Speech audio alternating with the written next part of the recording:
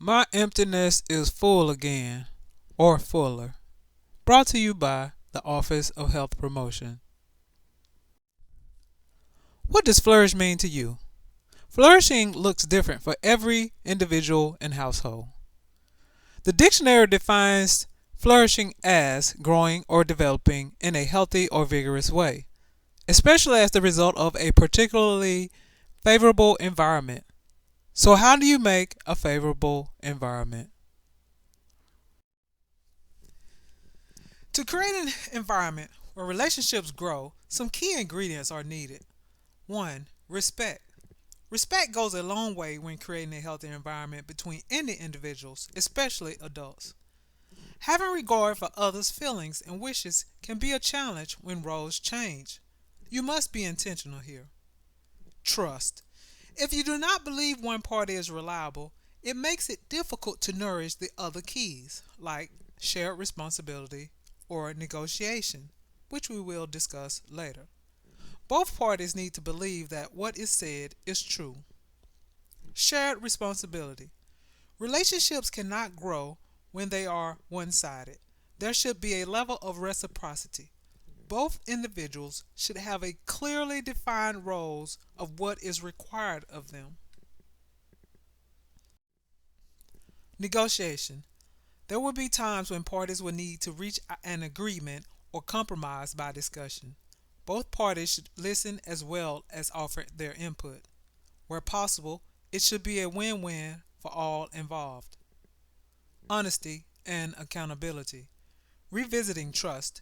It is important to keep your word, whether it is about something negotiated, a promise made, or general information.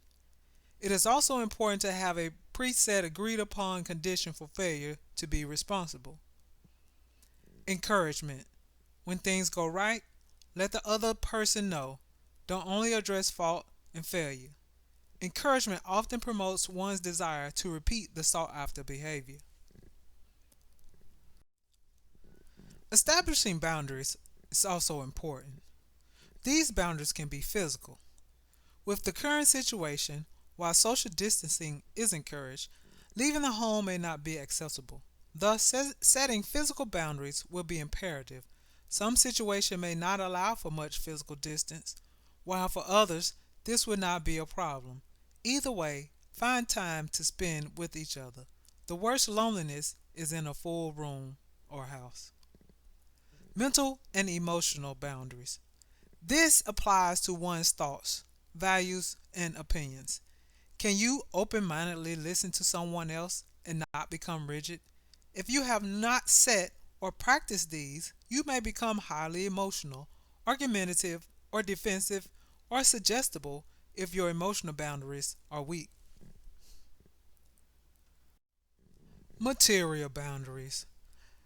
These boundaries determine whether you give or loan things, such as your money, car, clothes, food, etc.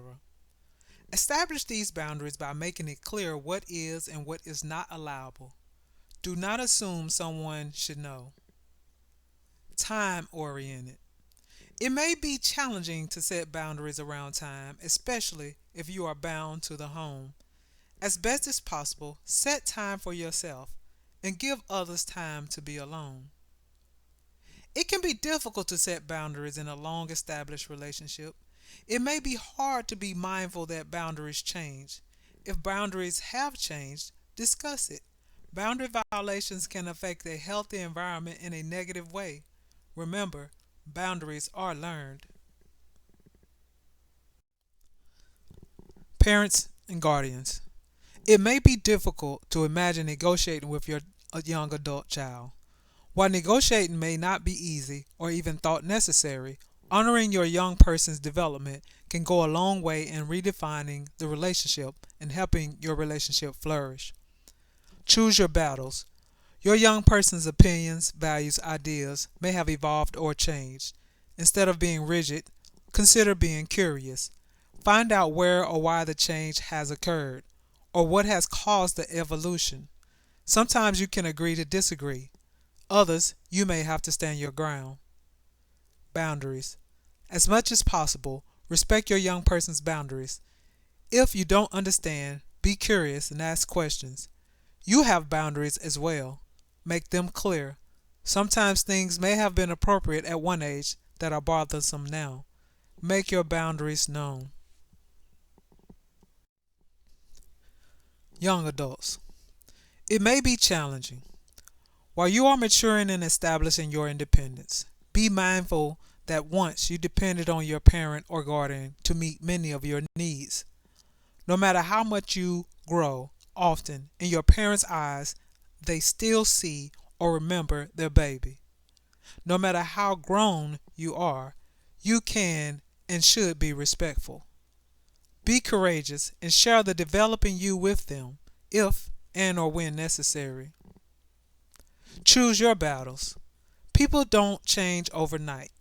Treat your parent guardian like you would want to be treated. When you make a mistake, you want someone to be patient with you until you get it right. Do the same with them. Respect. Sometimes you have to go with what is asked of you. If you are living in someone else's home, they get to establish the boundaries. If you don't like the boundaries, see if there is room for negotiation. Otherwise, if you want to create a flourishing relationship, go with the flow.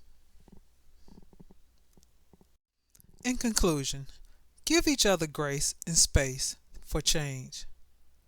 Communication is imperative. Be clear and reflect what is heard so you are sure you understand what is being communicated. And last but not least, be willing to apologize and forgive. Remember, words are like a hammer. They can build and they can tear down.